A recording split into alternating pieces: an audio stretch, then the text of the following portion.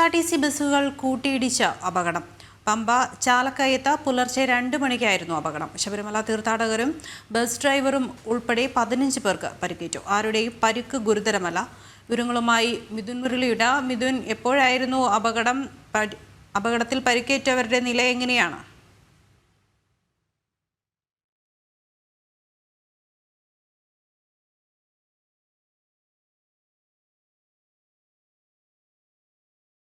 പമ്പയിൽ KSRTC ബസ്സുകളാണ് ഇന്ന് കൂട്ടിയിടിച്ചിട്ടുള്ളത്.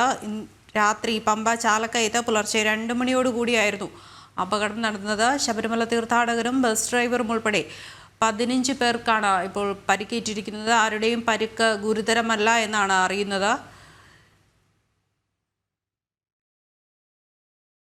ചാലക്കയത്തിന് സമീപത്ത് ഇന്ന് പുലർച്ചെ 2 മണിയോടുകൂടെയായിരുന്നു അപകടം നടന്നത്.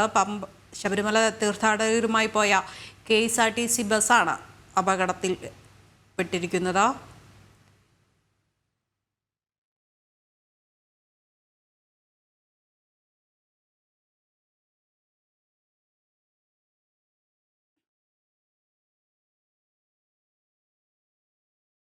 ശബരിമല തീർത്ഥാടകരുമായി പോയ KSRTC ബസ്സാണ് പമ്പയിൽ അപകടത്തിൽപ്പെട്ടിരിക്കുന്നത്. പമ്പ ചാലക്കയത്താണ് ഇന്ന് പുലർച്ചെ 2 മണിയോടുകൂടി അപകടം സംഭവിച്ചത്. ശബരിമല തീർത്ഥാടകരും ബസ് ഡ്രൈവറും ഉൾപ്പെടെ 15 പേർക്കാണ് പരിക്കേറ്റിരിക്കുന്നത്. ആരുടെയും പരിക്ക് ഗുരുതരമല്ല എന്നാണ് അറിയുന്നത്. എല്ലാവർക്കും പ്രാഥമിക ശുശ്രൂഷകൾ നൽകി.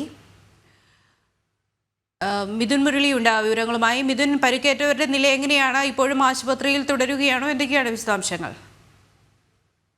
ആരുടെയും ഗുരുതരമല്ല. 15 പേർക്കാണ് പരിക്കേറ്റത്. ശബരിമല തീർത്ഥാടകരും KSRTC ബസ്സിലെ ഡ്രൈവർമാരും ഉൾപ്പെടെയുള്ളവർക്കാണ് പരിക്കേറ്റത്. രാവിലെ പമ്പയിൽ നിന്നും എരുമേലിക്ക് പോയ ഫാസ്റ്റ് പാസഞ്ചറും നിലയ്ക്കൽ നിന്ന് പമ്പയിലേക്ക് വന്ന ചെയിൻ സർവീസ് ബസ്സും കൂട്ടിയിടിച്ചാണ് അപകടമുണ്ടായത്. അപകടത്തിൽ പരിക്കേറ്റവരെ പമ്പ ഗവൺമെന്റ് ആശുപത്രിയിൽ തന്നെ പ്രവേശിപ്പിച്ച് പ്രഥമ ശുശ്രൂഷ നൽകിയിരുന്നു.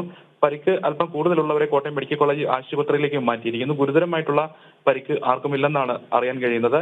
പുലർച്ചെ 2 മണിയോടെയായിരുന്നു അപകടം സംഭവിച്ചത്.